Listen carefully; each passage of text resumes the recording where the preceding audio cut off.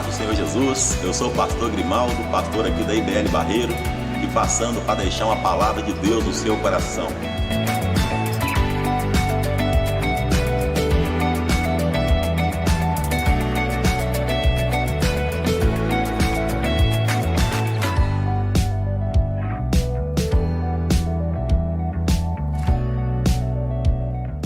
Tome a sua Bíblia, vamos fazer a nossa proclamação de fé, amém? Vamos ver juntos? Esta é a minha Bíblia, eu sou o que ela diz que eu sou, eu tenho o que ela diz que eu tenho, e eu posso fazer aquilo que ela diz que eu posso fazer. Hoje eu serei tocado pela palavra de Deus, eu audaciosamente confesso que minha mente está alerta, o meu coração está receptivo, eu estou pronto para receber a incorruptível, a indestrutível, sempre viva semente da palavra de Deus. Eu nunca mais serei o mesmo, nunca, nunca, nunca, no nome de Jesus, amém. Feche seus olhos por um instante. Pai, nós te agradecemos, Jesus, pela tua santa e bendita palavra. Pedimos, Espírito Santo de Deus, continue à vontade em nosso meio. Fale, ó Deus, aos nossos corações. Acrescente fé, meu Deus, para que possamos, ó Deus, viver, meu Deus, tudo aquilo que o Senhor tem para nos ensinar nessa noite, através da tua santa palavra. Repreendemos, ó Deus, todo espírito contrário, de dúvida, de distração, de incredulidade, tudo aquilo, ó Deus, que não provém do Senhor, seja rejeitado, repreendido em nome de Jesus Cristo, pois declaramos que somente a presença do Espírito Santo é que tem liberdade entre nós. Fala conosco, meu Pai, se nós te pedimos em nome de Jesus, amém. Glória a Deus. Podeis assentar, meus irmãos. Abra sua Bíblia no livro de Jó, capítulo 42. Jó 42. Hoje é a segunda parte dessa série de mensagens. Preciso conhecer mais de Deus. Amém, meus irmãos? Então nós vamos continuar mergulhando, meus queridos, nessa realidade tão poderosa e essencial para a nossa vida, da realidade de que nós realmente precisamos conhecer mais e mais o Senhor. Semana passada nós começamos no texto principal que diz que o povo de Deus está sofrendo porque lhes falta o conhecimento. A falta do conhecimento traz ignorância espiritual. E a pessoa que é ignorante com relação a Deus, não tem o conhecimento de Deus, é uma pessoa que sofre. Sofre de forma desnecessária em alguns momentos. Obrigado, querido. Sofre de forma desnecessária. O que não quer dizer, querido, que a pessoa que conhece a Deus, ela está isenta de sofrimentos. Nós vamos ver hoje aqui na palavra de Deus. Mas, quando a Bíblia diz, o meu povo está sofrendo, o meu povo está perecendo porque lhes falta o conhecimento, quer dizer que existem certos tipos de sofrimento que a gente não precisa passar por eles, que são provocados pela ignorância, pela falta do conhecimento de quem é Deus na nossa vida, amém? E nós podemos ter um exemplo tão claro dessa realidade no livro de Jó, no capítulo 42, no versículo 1, a Bíblia diz: então respondeu Jó ao Senhor: bem sei que tudo podes, e nenhum dos teus planos pode ser frustrado. Quem é aquele, como disseste, que sem conhecimento encobre o conselho? Na verdade, falei do que não entendia, coisas maravilhosas demais para mim, coisas que eu não conhecia. Escuta-me, pois havia dito, e eu falarei. Eu te perguntarei e tu me ensinarás. Eu te conhecia só de ouvir, mas agora os meus olhos te veem. Amém? Até aqui, por enquanto, querido.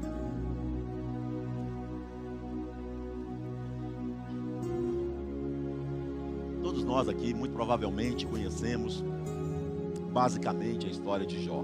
Amém? Quem conhece aqui, pelo menos basicamente, a história de Jó? Já ouviu falar sobre Jó na Bíblia? Aleluia, Lagoinha é a igreja da palavra, então nós somos o povo que conhece a palavra. Amém? Meus irmãos, e quando nós olhamos para a vida de Jó, Jó que passou por tantos sofrimentos na sua vida, tantos sofrimentos, e agora já no final da sua história, no finalzinho ali praticamente da sua vida, Jó, ele declara, ele reconhece que não conhecia a Deus. Ele o conhecia superficialmente. Ele está dizendo aqui, olha, eu o conhecia só de ouvir. Mas agora ele diz, mas agora os meus olhos te veem. Querido, não basta apenas dizer que conhecemos a Deus. Não adianta apenas a pessoa falar, olha, eu conheço a história de Jesus, se Jesus não fazer parte da sua história. Conhecer quem foi Jesus, a história de Jesus, praticamente todas as pessoas do mundo inteiro conhecem. Mas uma coisa que é ter ouvido falar de Jesus, é conhecer quem foi Jesus. Mas outra coisa, querido, totalmente diferente, é ter relacionamento com Jesus, é ter comunhão com Jesus, é ter intimidade com Jesus. E Jó então agora, meus irmãos, ele está declarando, eu o conhecia só de ouvir. Pessoas falaram para ele a respeito de Deus, mas ele próprio não tinha experiência com Deus, ele não tinha comunhão com Deus. Tanto é que em um determinado momento do seu sofrimento, ele amaldiçoa o seu próprio dia de nascimento. Ele diz, maldito foi o dia que eu fui gerado no ventre da minha mãe. Veja se é uma pessoa que conhece Deus, que conhece os propósitos de Deus na sua vida, vai fazer uma declaração dessa? De forma nenhuma. Quem conhece a Deus, glorifica a Deus mesmo no meio da tribulação, porque ele sabe que Deus tem um propósito em todas as coisas. E o nosso conhecimento de Deus, ele precisa ser algo contínuo. O nosso conhecimento de Deus precisa ser algo primordial na nossa vida. E certamente, meus irmãos, se Jó tivesse um conhecimento de Deus muito antes, certamente ele teria sofrido menos. Como o povo no deserto, por exemplo, os 40 anos da travessia do povo de Deus do Egito para a terra de Canaã, o povo ficou ali 40 anos no deserto. Daquela geração que saiu do Egito, toda ela morreu no deserto. O povo que entrou na terra de Canaã foi a geração que nasceu no deserto, juntamente com Josué e Caleb. Todos os outros pereceram ali no deserto. Um povo onde Deus estava se revelando a eles, mostrando que estava com eles, operando milagres extraordinários, abrindo o mar vermelho, não é? Enviando comida do céu, fazendo água brotar da rocha, enfim, tantos milagres. Deus provando para eles, olha, vocês estão no deserto, numa travessia, numa caminhada difícil, mas eu estou com vocês. Ali eles estavam tendo a oportunidade de conhecerem mais a Deus. Eles estavam vindo de uma cultura mundana, eles estavam vindo do Egito, uma cultura onde outros deuses eram adorados. Ali eles tinham um momento deles, né, de ter as celebrações como povo de Deus, mas certamente eles não tinham a oportunidade como estavam tendo agora no deserto. Porque enquanto eles estavam ali no deserto, a nuvem da glória de Deus estava com eles. A presença de Deus estava com eles, operando sinais, maravilhas, milagres extraordinários. Então era a oportunidade das oportunidades daquele povo dizer, nós precisamos agora conhecer mais esse Deus que nos libertou lá do Egito, que nos tirou desse lugar de sofrimento e agora nos trouxe a presença dele, está conosco, mesmo em um ambiente de um contexto de deserto, que é um ambiente de sofrimento, de escassez, mas Deus está provando o amor dele para conosco. O milagre dele tem acontecido na nossa vida. Então nós precisamos conhecer mais, em conhecer esse Deus que nos libertou. Mas ao invés disso, aquela geração preferiu reclamar, murmurar contra Deus. Ao invés de escolher crescer, eles preferiram retroceder. E a consequência foi que veio o sofrimento e toda aquela geração que saiu do Egito pereceu ali. Queridos, tem sofrimento na nossa vida que muitas vezes eles duram mais do que o tempo suficiente.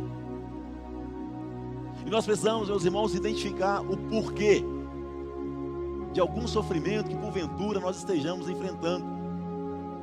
Se esse sofrimento ele é uma provação permitida por Deus, ou se é um sofrimento fruto de escolhas erradas, fruto de pecado, por exemplo. No caso de Jó, ele estava sofrendo por permissão de Deus. A vontade permissiva de Deus permitiu que Jó perdesse tudo o que ele tinha, com exceção da sua vida e da vida da sua esposa. Mas os filhos morreram, o gado morreu, a riqueza foi embora. Não porque Jó não tinha o temor a Deus, pelo contrário. A Bíblia diz no capítulo 1 que o próprio Deus deu um testemunho de Jó poderoso. A Bíblia diz que Deus falou a respeito de Jó, que Jó era um homem íntegro, reto, temente a Deus e que se desviava do mal. Então Deus fala para Satanás: pode tocar em tudo que ele tenha, só não toca na vida dele. E aí começou a tribulação, a provação na vida de Jó.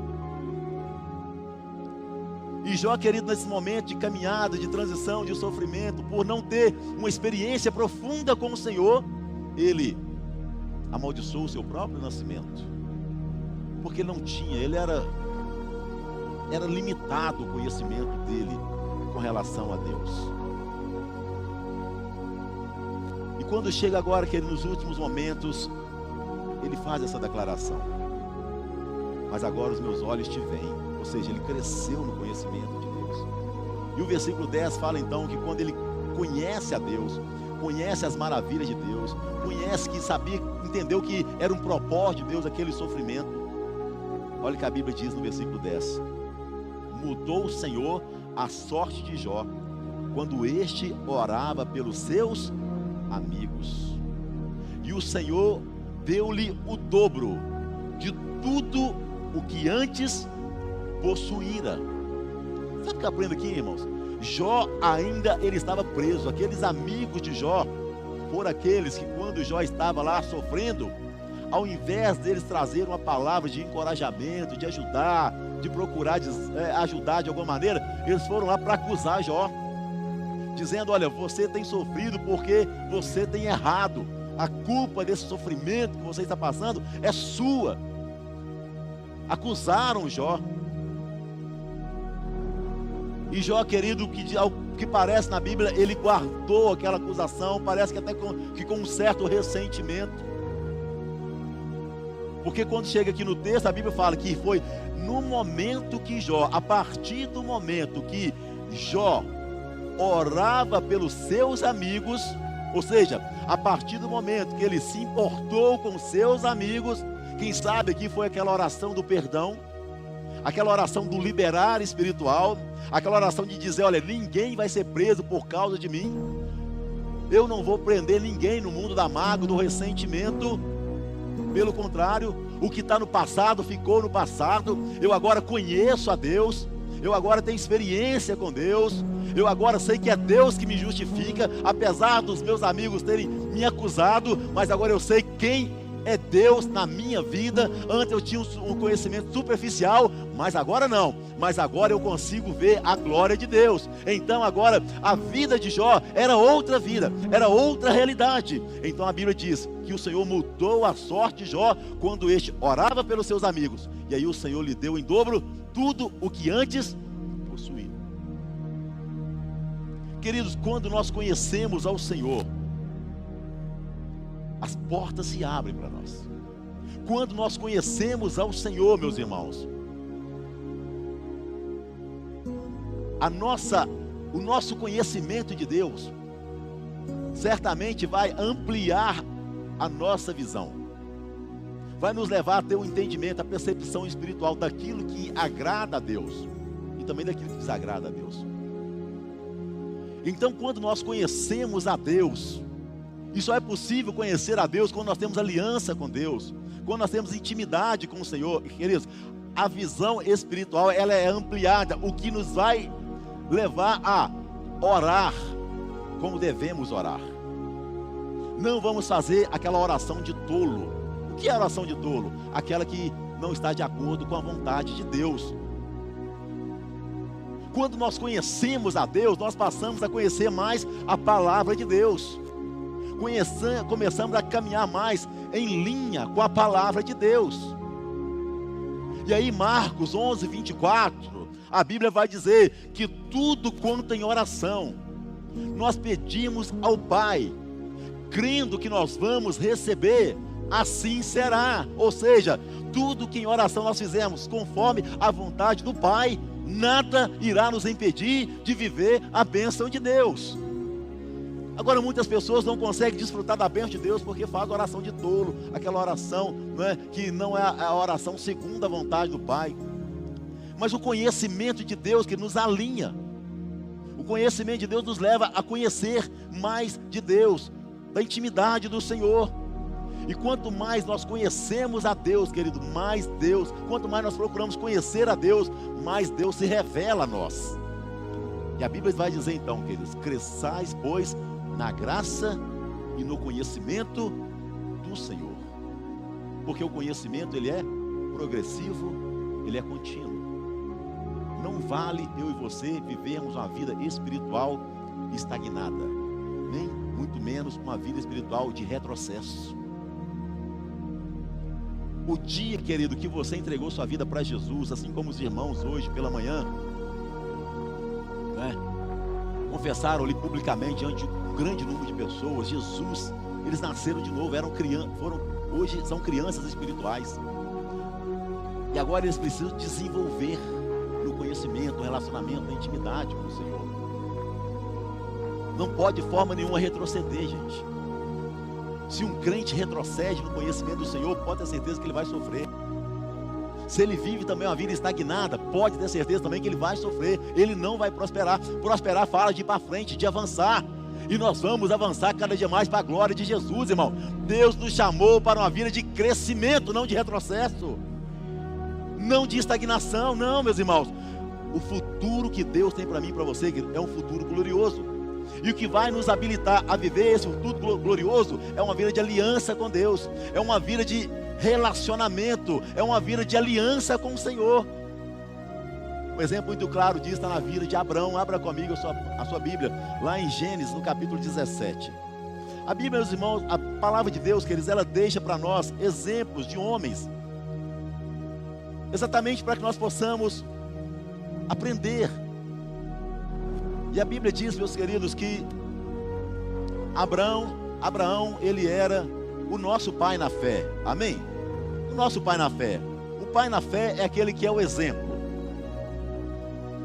E o Senhor, que Ele diz em sua palavra que em Cristo Jesus nós nos tornamos herdeiros de Deus e co-herdeiros em Cristo Jesus das mesmas promessas que Deus fez a Abraão. Mas as promessas que Deus fez a Abraão, para que elas se tornassem realidade, havia uma condição. E a única condição era que Abraão deveria ter uma aliança com o Senhor. Abraão deveria conhecer ao Senhor. Deveria ter relacionamento com o Senhor. Deveria viver uma vida de santidade na presença do Senhor. Gênesis 17, verso 1.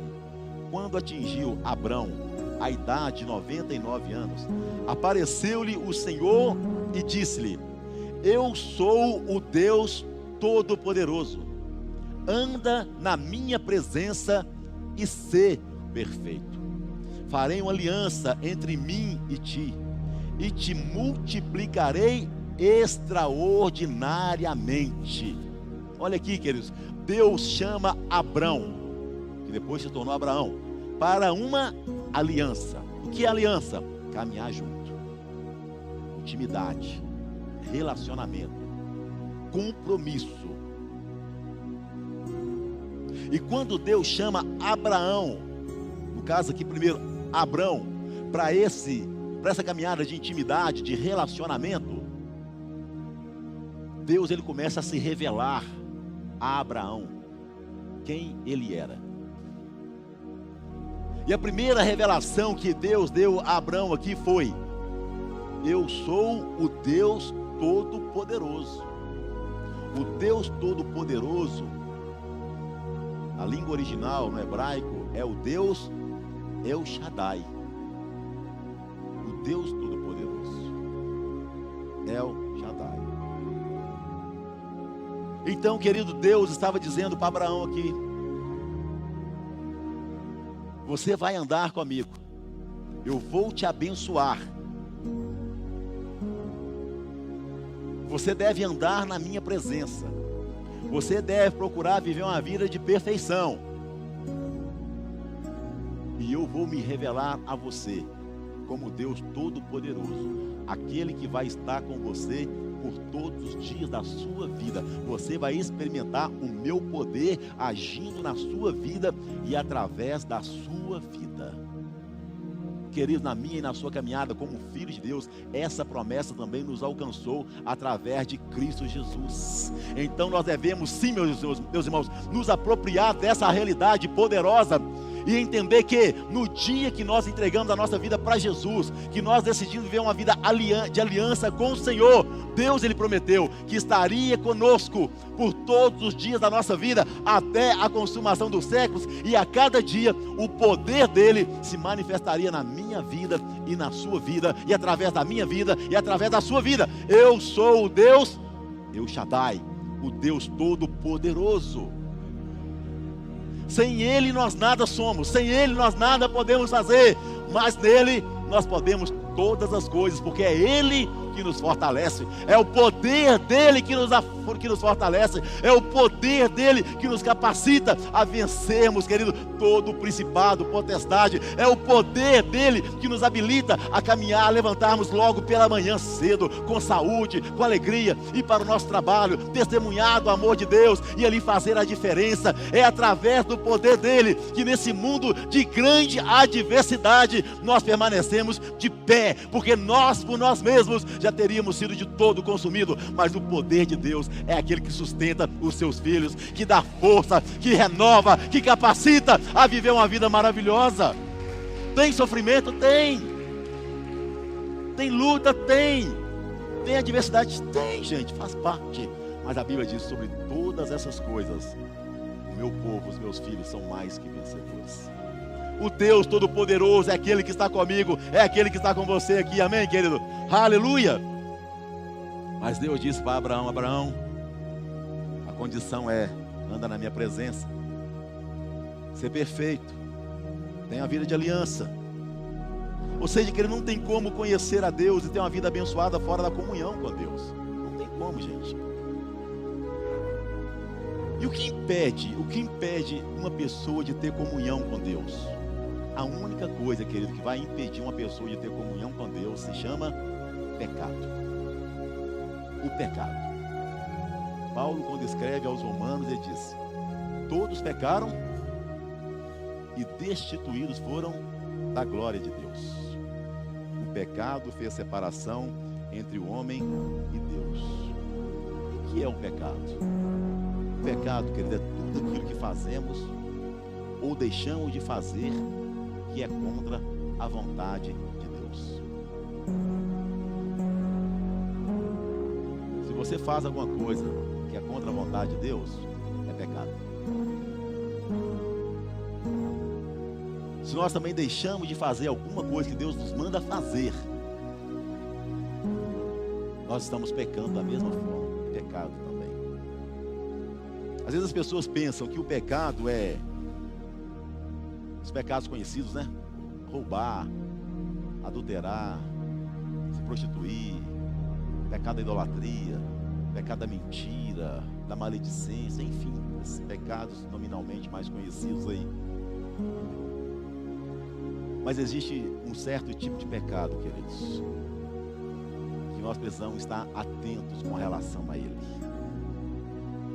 É o pecado da mornidão espiritual. É o crente morno.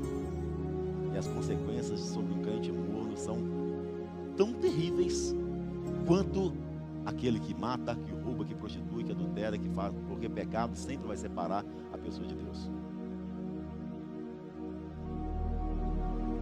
Abra sua Bíblia em Apocalipse.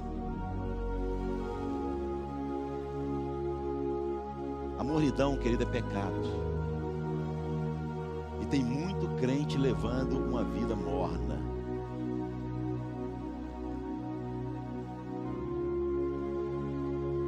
Tem muito crente vivendo uma vida morna. E que infelizmente não tem se apercebido. Não tem se dado conta das consequências que vêm sobre um crente que é morno. E nós vamos ver aqui o que é um crente morno. Mas olha o que a Bíblia diz, Apocalipse. Assim, porque você é morno, não é frio e nem quente, estou a ponto de vomitá-lo da minha boca. Verso 17. Você diz: estou rico, adquiri riquezas e não preciso de nada. É o arrogante. Não reconhece, porém, que é miserável, digno de compaixão, pobre, cego e que está nu. Dou este conselho: compre de mim ouro refinado no fogo, e você se tornará rico. Compre roupas brancas e vista-se para cobrir a sua vergonha, a sua vergonhosa nudez. E compre colírio para ungir os seus olhos e poder enxergar. Repreendo e disciplino aqueles que eu amo. Por isso, seja diligente e arrependa-se. Eis que estou à porta e bato. Se alguém ouvir a minha voz e abrir a porta, entrarei e cearei com ele e ele comigo. Ao vencedor darei o direito de sentar-se comigo em meu trono, assim como eu também venci e sentei-me com meu Pai em seu trono. Aquele que tem ouvidos, ouça o que o Espírito diz às igrejas. Assim, porque você é morno, não é frio e nem quente, estou a ponto de vomitá-lo. Irmãos, que declaração pesada, sim ou não? Mas quem que está falando isso aqui? É Deus, irmãos. É Deus, queridos. E o texto bíblico também está dizendo que Deus, ele corrige e disciplina a quem ele ama. Se você está hoje aqui sendo disciplinado, corrigido, dá glória a Deus, porque você é amado. Se de repente você olha para a sua vida e fala assim: eu estou vivendo essa vida morna,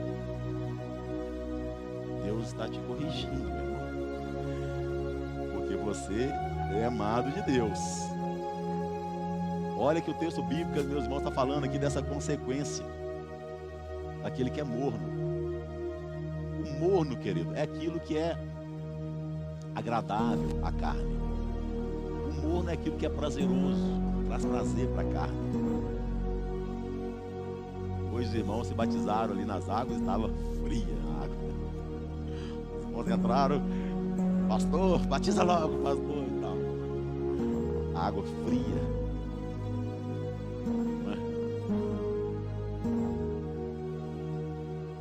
Assim como a água fria, ela traz um incômodo.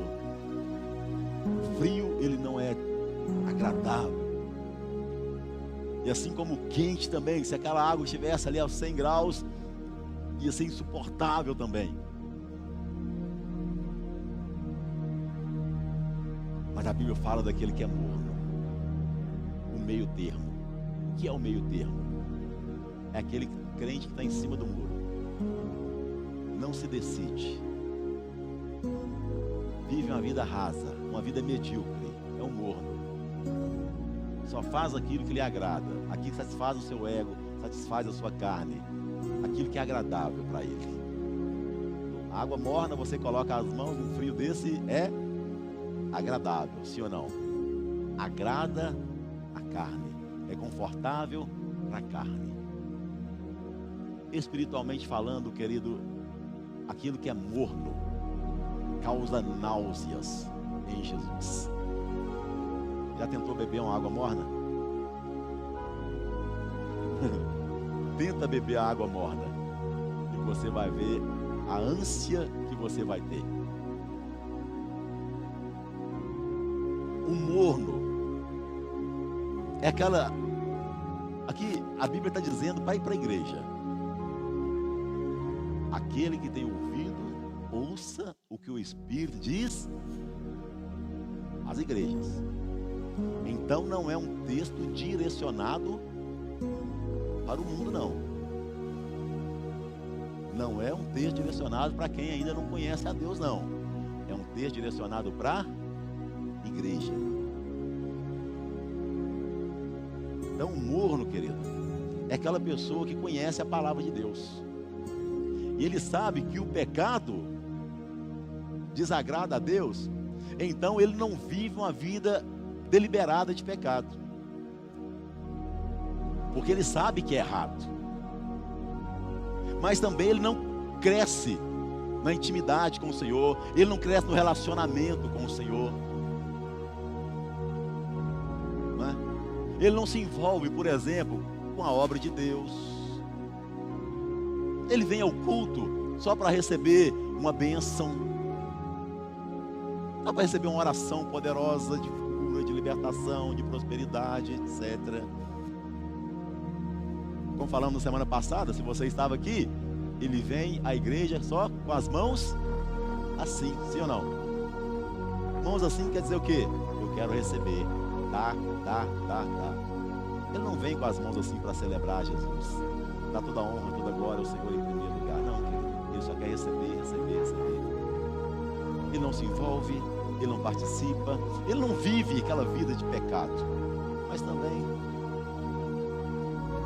não se envolve, não tem intimidade com o Senhor, não tem relacionamento com o Senhor, tem comunhão com a igreja, com os irmãos, como não ter também, tanto faz. Vive aquela vida de religiosidade, é o crente religioso. Vem à igreja para cumprir uma tabela, vem à igreja para cumprir uma obrigação espiritual. Ah, se eu não for ao culto ao domingo, eu me sinto assim tão mal. Mas na verdade não é porque ele ama a Deus, é porque entrou dentro de um ativismo religioso, então virou uma obrigação. Virou uma obrigação. Estar na presença de Deus, estar servindo, estar na obra, vir à igreja, virou uma obrigação. Não faz a diferença, porque o morno é assim. Não faz a diferença. Aonde ele chega, ele se ambienta ao lugar. Não faz a diferença em lugar nenhum. Não traz impacto, não manifesta a glória de Deus, o poder de Deus, a unção do Espírito Santo. Um dia foi brasa viva no altar, hoje é uma brasa morna e até fria. Então onde ele chega, ele se ambienta facilmente, ele não causa impacto. Está lá na faculdade, é crente agente 007. Só ele e o pai sabem que ele é crente, nenhum colega sabe. Está lá no trabalho, crente agente 00, ninguém sabe que ele é crente. Não testemunha, não fala do amor de Deus. O crente morno. É o crente morno. E o texto bíblico, meus irmãos, ele é tão sério que Deus diz então, olha, eis que estou à porta e bato, se alguém ouvir a minha voz e abrir, eu entrarei e cearei com ele e ele comigo. O texto de Bíblia está dizendo também, olha, dou este conselho, compre de mim ouro refinado, aonde? No fogo. Compre de mim ouro refinado no fogo, porque o fogo tem poder de refinar, de dar qualidade. O ouro, quando ele é refinado no fogo, as impurezas aparecem. As impurezas são separadas do ouro. Por isso que o ouro, querido, é um metal dos mais preciosos que existe no mundo. Por quê? Porque ele precisou de purificação. Mas essa purificação só foi possível porque ele teve que se submeter ao fogo.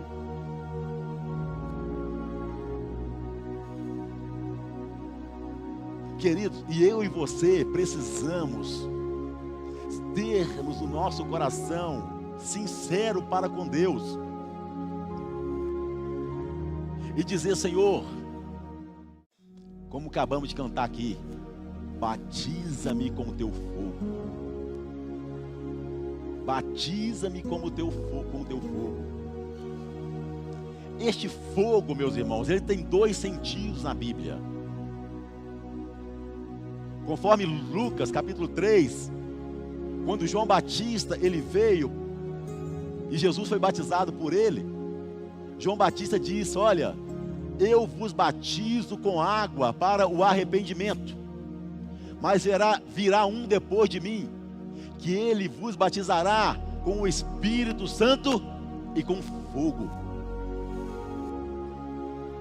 Esse fogo, querido, é o fogo que traz limpeza, que traz purificação, que queima o pecado na nossa vida e traz pureza no nosso coração. E quando nós recebemos esse fogo, esse batismo do fogo que traz limpeza, que traz purificação, aí é que a glória de Deus, o fogo do Espírito Santo de Deus, que é o poder, a Shekinah, a glória de Deus, vai se manifestar na nossa vida. Então o fogo tem dois sentidos: o fogo que vai queimar a palha, o feno, aquilo que é perecível, aquilo que não tem resistência, aquilo que não tem valor. O fogo, ele vai queimar tudo isso, porque precisa ser separado aquilo que é puro daquilo que é impuro. Por isso, querido, que cristão significa ser santo, e santo é aquele que é separado. Nós somos separados, queridos, para Deus. Eu e você, meus irmãos, nós não prestamos para o mundo mais, a não ser no sentido de que nós precisamos levar o evangelho da salvação ao mundo, a salvação aos perdidos. Mas as impurezas do mundo não devem mais fazer parte da nossa vida. Se um dia de fato nós nos convertemos ao Senhor, e eu creio que nós nos convertemos, amém, irmão? Cada um de nós precisamos ter essa consciência que nós somos a igreja que foi lavada e remida no sangue do Cordeiro de Deus, batizados com o Espírito Santo de Deus, com o fogo de Deus, que é fogo consumidor, que consome a nossa carne, que consome as impurezas da nossa vida, que destrói o pecado e nos faz puros para a glória do Senhor Jesus. Por isso a Bíblia fala: aquele que é santo, santifique-se cada vez mais.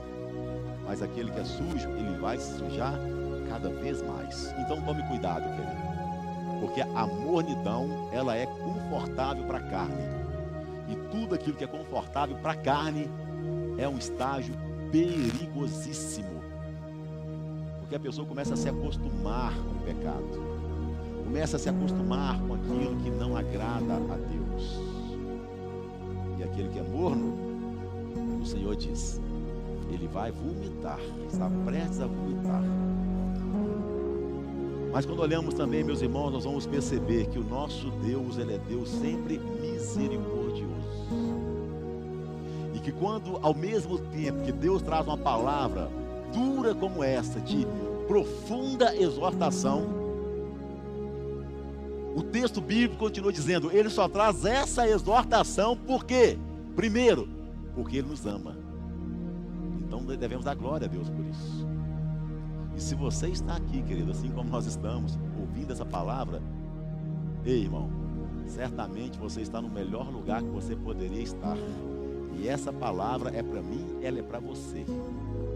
E eu me incluo nessa palavra, porque nós temos, meus irmãos, a carne que grita a todo tempo dentro de nós, que tenta nos separar de Deus, que tenta nos separar do amor de Deus. Mas cabe a mim e a você nos posicionarmos e dizer, Pai, Eu quero viver uma vida de santidade na presença do Senhor. Eu quero ter uma vida de aliança com o Senhor. Eu não quero viver essa vida morna, não, Senhor. Eu quero ser esse crente cheio do Espírito Santo de Deus. Assim como a Bíblia diz lá em Levítico, e o fogo vai arder continuamente sobre o altar e jamais se apagará.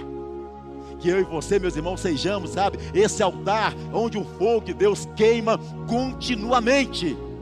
Porque o altar aonde o fogo queima continuamente, aquilo que não presta nem chega perto.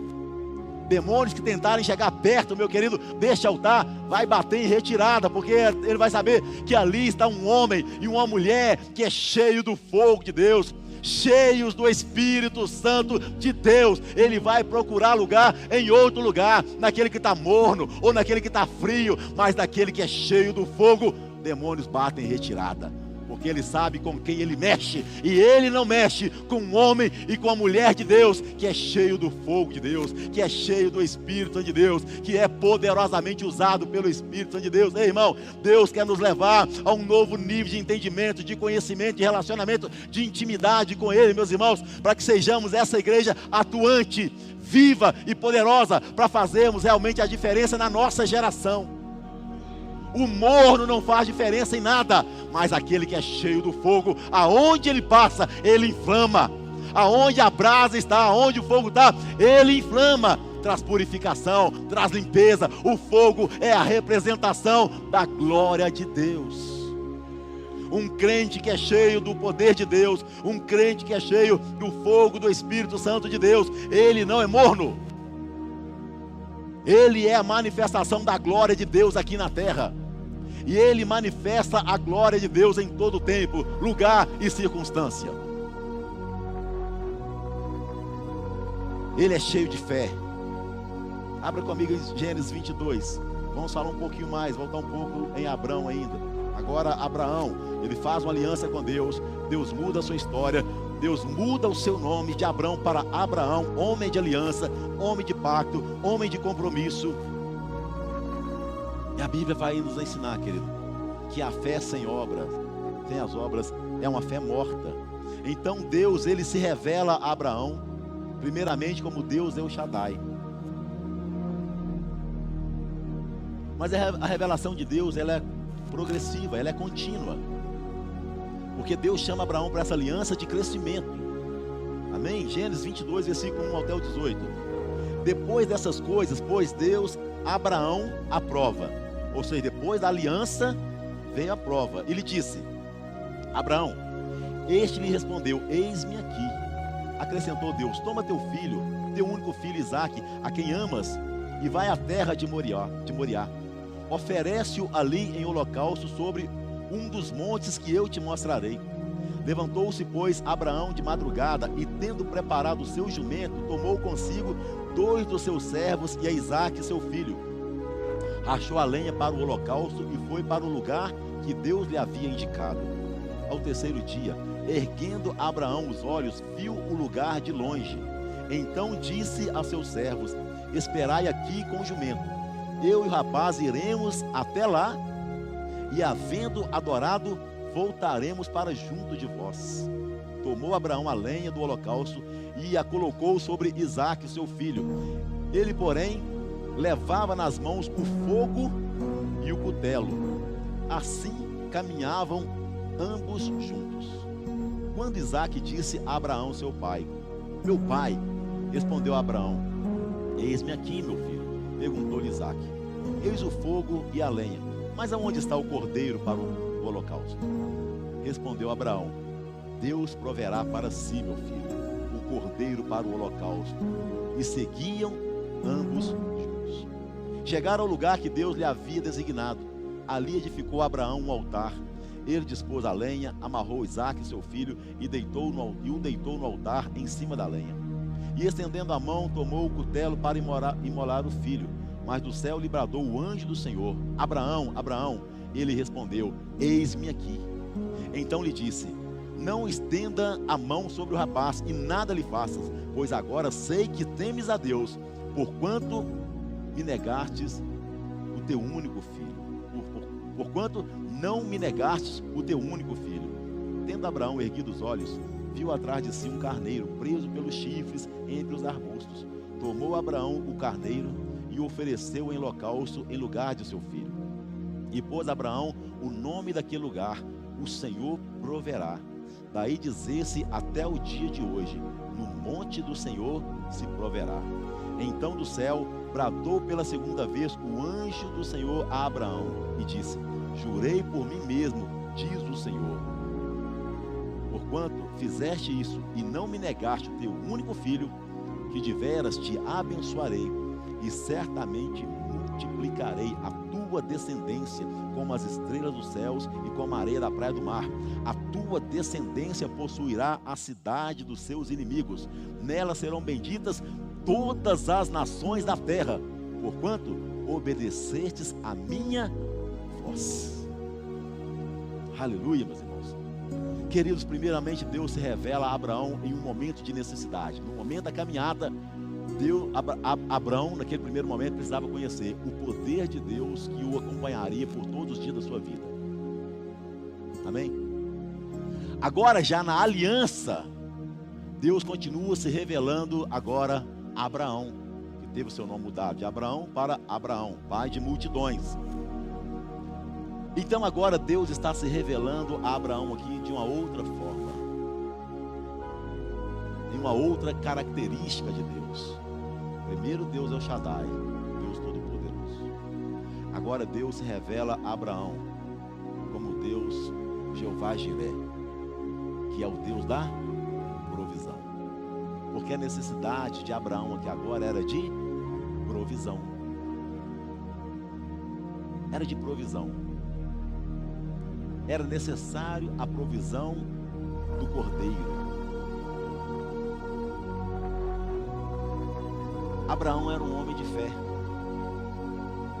Ele traz, antes de subir ao monte, ele traz uma ordem para os seus servos. Ele diz uma ordem para os seus servos: permaneçam aqui, enquanto eu e o rapaz vamos subir no monte para sacrificar ao Senhor. E juntos voltaremos. Aí no versículo 6. E havendo adorado, voltaremos para junto de vós. Mas como que ele está colocando aqui no plural que ele e o filho irão voltar, se ele já tinha no coração sacrificado o seu filho, que ele deixaria o seu filho lá no altar, sacrificado a Deus? Ele pega o cutelo para matar Isaac, para sacrificar Isaac. Mas ele fala: voltaremos juntos. Querido, Abraão, ele tinha uma percepção espiritual, ele tinha uma fé sobrenatural. Deus se revelava a Abraão de uma forma assim tão extraordinária, que somente um homem de fé pode fazer uma declaração como esta aqui: eu e o meu filho vamos voltar. Ele sabia quem era Deus na vida dele. Ele sabia o Deus que ele servia. Ele sabia no Deus, o Deus a qual ele fez uma aliança. Deus então agora se revela a ele como Deus da provisão, Deus Jeová Jiré. A necessidade agora era de provisão. Sabe o que eu aprendo aqui, querido? Que em cada necessidade da vida do Filho de Deus, Deus tem a provisão necessária. Em cada momento, meu querido irmão, minha querida irmã, da minha e da sua caminhada, Deus é aquele que conhece as nossas necessidades. A Bíblia diz: fui moço, agora eu sou velho, mas eu nunca vi um justo desamparado, e nem a sua descendência a mendigar o pão. Querido, quando nós temos uma aliança com Jesus, a nossa vida fica tudo muito mais leve, tudo muito mais tranquilo, porque a nossa vida de relacionamento, de intimidade com o Senhor, nos leva a um patamar de fé sobrenatural, que nos leva a descansar, mesmo em meio a qualquer circunstância. Era um tempo de prova, era um tempo de profunda provação. Imagina isso, um filho, um pai sacrificar o próprio filho. Mas Deus, querido, Ele sempre prova o amor dele para conosco, e sempre vai trazer o recurso recurso necessário, a provisão necessária para que o seu filho jamais fique desamparado. Você é filho de Deus? Descansa no Senhor, querido. Você jamais será desamparado. O Pai Celestial nunca desampara os seus filhos. O Pai Celestial, Ele nunca desampara os seus filhos.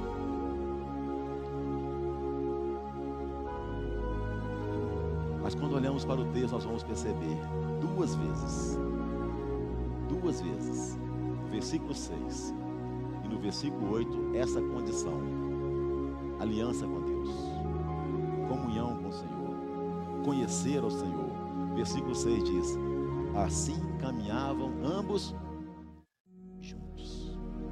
Final do versículo 8: Deus proverá para si, meu filho, o cordeiro para o holocausto. E seguiam ambos juntos.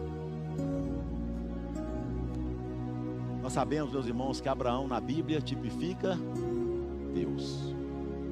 Amém? Esse contexto aqui tipifica Deus. Isaac é uma figura de Cristo na Bíblia.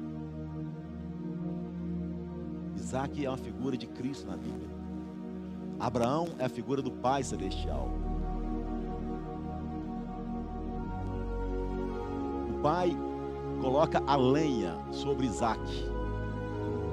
Isaac foi o que carregou a lenha até o alto daquele monte para ali ser sacrificado. Assim como Jesus de Nazaré.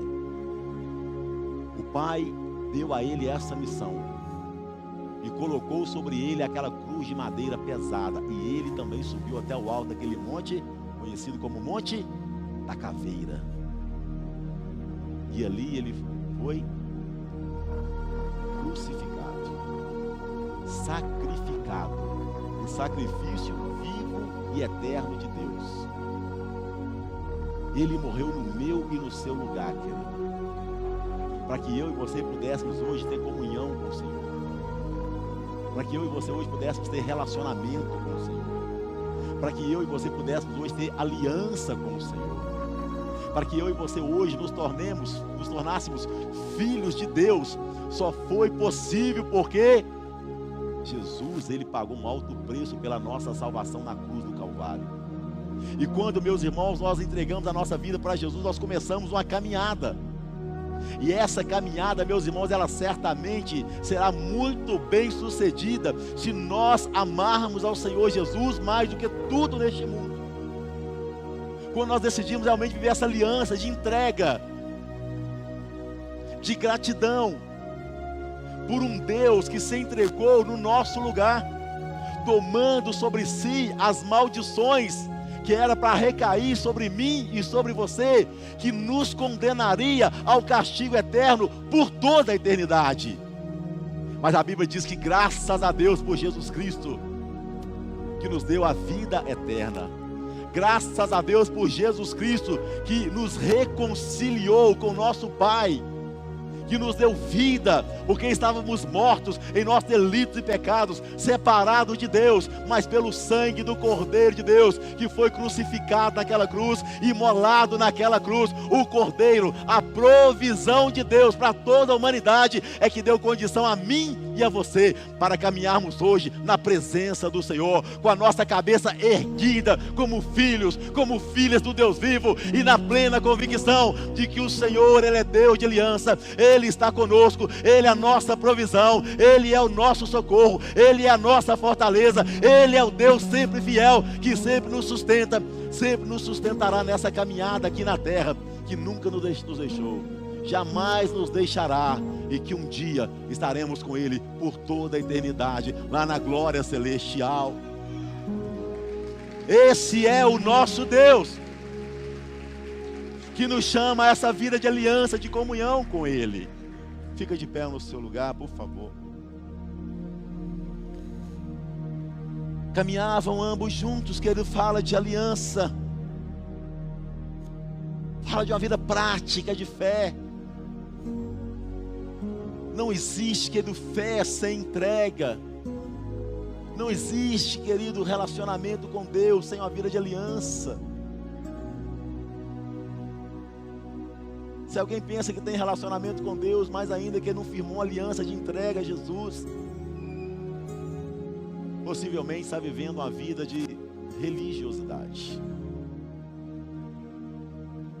mas ele não vive a intimidade. Não vive a intimidade. O filho, ele precisa ter intimidade com o pai. E só pode ter intimidade com o pai aquele que é filho do pai. Só pode ter intimidade com o pai aquele que é filho. Nós vamos adorar o Senhor com essa canção, fazendo dela a nossa oração ao Senhor. E que neste momento, meus irmãos, nós possamos realmente avaliar a nossa caminhada, como está a nossa caminhada com o Senhor. E sinceramente, querido, orarmos ao Senhor pedindo perdão a Ele, pela mornidão, se assim for o seu caso. Se você percebe que você é esse crente que está morno na fé. O morno é aquele que não causa impacto, não faz diferença em lugar nenhum. Aquele que não se envolve, ele é um indiferente. E Deus, querido, não tem essa realidade para nenhum de nós que aqui estamos. Mas tudo parte de uma decisão, da nossa escolha. Tudo parte, meus queridos, nós reconhecermos quem nós somos, nos arrependermos. E só pode conhecer mais de Deus aquele que se humilha, aquele que se entrega, aquele que reconhece que sem Deus ele não é ninguém. Então adore ao Senhor e ore a Ele, se entregue a Ele. Se necessário for, faça um concerto com Ele.